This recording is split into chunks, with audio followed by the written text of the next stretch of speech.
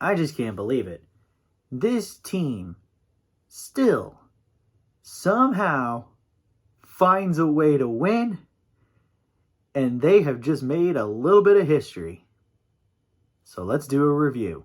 Hey, what's up everybody? It's Drew, better known as RockJack01, and today, yesterday, whenever you are watching this, the 21st ranked Kansas Jayhawks headed up north to Ames, Iowa and Jack Trice Stadium to take on the Iowa State Cyclones, and KU pulled out with a road victory by a final score of 28-21. What to say? This game could have easily gone the wrong way, and the Jayhawks found a way to hold on to a lead and keep it for the majority of the game and win it, especially on the road, which is crazy. Now, some history has been made with the win. That is Kansas's 7th victory on the season. That is the most wins in a season since 2008, which means that Kansas will finish with a winning season this year. That's nuts, and I'm just so proud of this team for all the accomplishments that they have achieved in these past 2 years to kind of turn this program around after being bottom feeders. They're starting to get some relevancy back. Also, as an added bonus, it's the first time since 2008 that Kansas has gone into Ames and came out victorious. We have to go to that 2008 game where they only won by 2, which was bonkers enough. Now, were there a lot of good things that came out of this? You betcha. But were there some things that need to be fixed for the next couple of games that are ahead of us? Sure. So with that being said, for those of you who do not know, I give positives and negatives about the game, give a player of the game, and a player who needs to improve. Without further ado, let's do it. First positive is that KU actually outgained Iowa State. Even though the run game wasn't working, the Hawks found a way to do it. KU finished the game with 361 total yards, while Iowa State finished with 333. And the 361 that KU had was made up of 74 rushing yards and 287 passing yards, an average of 6.2 yards per play. Iowa State, on the other hand, their 333 was made up of 75 rushing yards and 258 passing yards, averaging just 5.9 yards per play. Both teams figured out that the rushing game was not going to be pretty, and it really needed to be relied on the throwing game.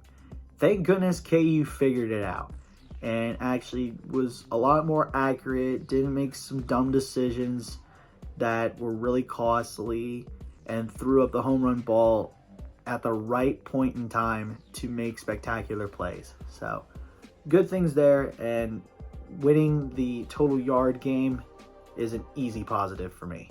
Now, third down efficiency wasn't our strongest, but fourth down efficiency was, as KU did better efficiency-wise on fourth down than Iowa State. As KU was 1 for 1 on fourth down, while Iowa State had a goose egg. They were 0 for 1. The play call was a little extreme when that happened, but the fact is that we ended up picking it up, and Iowa State had a chance to pick up that first down, but unfortunately they were just left a half yard short. So it ended up being a turnover on downs, which really helped KU out in the momentum switch. So yeah, having a better fourth down efficiency than Iowa State, also a positive. And the final positive that I've got is probably the biggest one: turnovers. Winning the turnover battle was huge for KU in this one, and it actually led to points. Iowa State had 1 turnover in this game, and it was an interception. KU had none. A big fat goose egg. Thank God we didn't have a turnover in this one, because it would have been a completely different story if KU had turned the ball over. So yeah, turnovers, also a positive. And with that said, those are all my positives. Only 2 negatives in this one, as third down efficiency was a negative, as KU had a worse third down efficiency than Iowa State. KU was 6 of 13 on third down, while Iowa State was 6 for 12. And a lot of those were really helped out in the third and fourth quarters. For Iowa State, they were really accurate on third down, and we just could not stop them to save our lives. It wasn't until probably the final couple minutes where we really settled in and forced them to have a miscue on a third down, especially when we held them to 3 in the fourth quarter. That was big. But we got to be better on third down, making the right decisions and being more accurate. Not winning the third down efficiency, it's a negative. And the final negative that I've got, penalties. Oh boy, this could be both teams' negatives, because this was probably one of the most penalized games I have seen in a while. And unfortunately, KU lost the penalty battle in this one. KU was called for 8 penalties that cost them 80 yards, while Iowa State was only called for 7 penalties and it cost them 65 yards. And it sucks to say this, but a few of the penalties that KU was called on for were ticky-tack, and it ended up leaning to Iowa State getting some points. And that just has to stop. We really got to take care of the penalty situation. We got to make sure that we're keeping our hands to ourselves, especially in the coverage situation, because those pass interference calls really hurt us, and it could hurt us even more, and we could lose games because of that. So unfortunately, losing the penalty battle is a negative, but with all that said, those are my negatives. Player of the game, or should I say co-players of the game, because these two dudes really helped KU win this one. The first one being Lawrence Arnold. He had his first 100-yard receiving game of the season and added an exclamation point as well. 3 catches for 112 yards, averaging 37.3 yards per catch, and a touchdown. Now, you could say it's kind of skewed a bit because he had an 80-yard touchdown reception, but my gosh, still an incredible game for Lawrence Arnold. Even going to that play, he went across the field basically kind of like a 5-yard hit route, and the safety pinched to try and stop a run, and immediately he went out on a fly route, and he was wide open and was able to make the play and had probably the easiest touchdown of his life after that, because he just jogged it in from there. So yeah, all in all, great game. He had incredible catches and a big touchdown that helped KU win a ball game. So yeah, Lawrence Arnold definitely deserves the nod. And the other guy that I got to give love to and give the player of the game nod is Jason Bean. The senior quarterback really put this team on his shoulders and helped carry this team to win a ball game. Bean was 14-23 for 287 yards, 1 touchdown, no interceptions. He didn't even get sacked either. He proved everybody wrong. A lot of people were having doubts at the beginning of the season when he was put in that starting role. A lot of people were saying that he's inaccurate, and he was at points. But he has gotten so much better with his throws. He still has a couple hiccups here and there, but in this game, he showed that he could be more accurate, have a better IQ, and make the home run hit when needed. And he did all of that. So yeah, no question here that Jason Bean deserves the nod. So yeah, with that said, my co-players of the game, Lawrence Arnold and Jason Bean. Player who needs to improve, I gotta say Daniel Highshaw.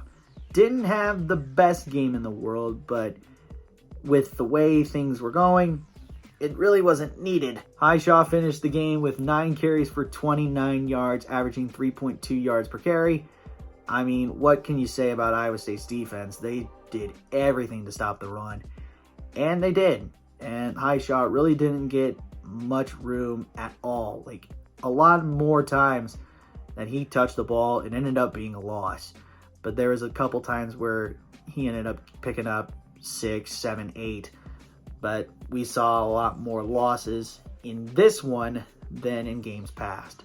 And I think that'll improve in the next couple weeks, because he's that power back that will keep those legs churning and pick up extra yards when needed. So hopefully that gets fixed, and I think it will.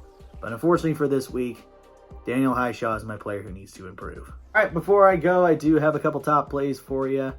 And this one is kind of paying a little bit of tribute, as he did go down later in the game. But KU was up 7-0 in the first half, and in the second quarter, with Iowa State trying to drive and pick up points of their own, Mello Dotson, after getting a pick 6 against Oklahoma the week before, decided that he needed take two, and he added a little spice to this on his incredible pick six that gave KU a 14-0 lead.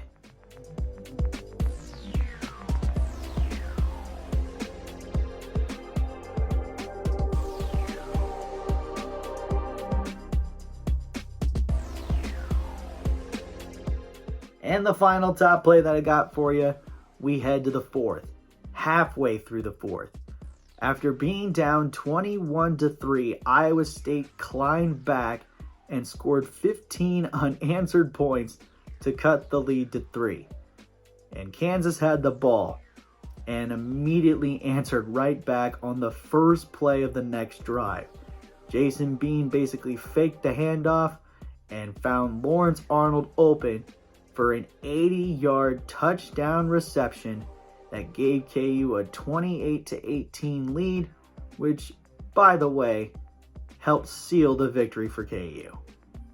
Here's that TD reception.